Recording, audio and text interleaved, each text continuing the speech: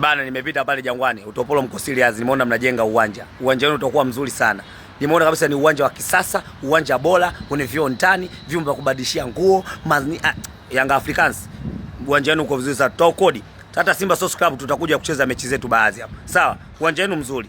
Nimeelewa kweli rais wenu amesema atawajengea uwanja iwe nini lazima muone uwanja wenu. Nimeona pale uwanja uko vizuri unajengwa. Nimepita pale leo Magreda na Chimbua, wa China wako busy wanajenga uwanja hivi. Yaani watu wako busy leo pale Jangwani, uwanja unajengwa, uwanja wa kufa mtu Yanga Afrika. Uwanja kama Madrid unajengwa pale Yanga Afrika.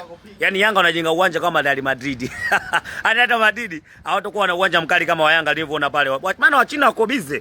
Watu wanaleta vifusi Magreda na Chimbua, yanakuja michanga pale. Alo Yanga Afrika.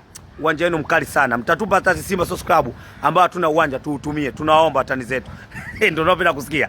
Tunapenda kudanganywa. Hakuna uwanja kama wenu tutajenga, hiyo hela hamna.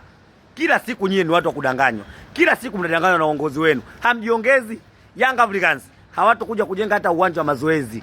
Yaani ule uwanja wa kuchukulia mazoezi ule. Young Africa hawatakuja kujenga hata siku moja.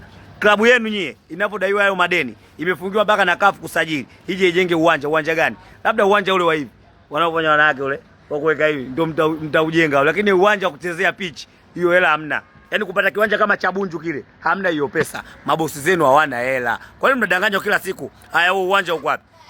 Ujenzi mbona uanzi mpaka sasa hivi? Mliambia ujenzi unaanza, uko wapi huo ujenzi? Mnapenda kudanganywa sana Utopolo. Yaani kuiendesha Yanga Afrika ni rahisi sana.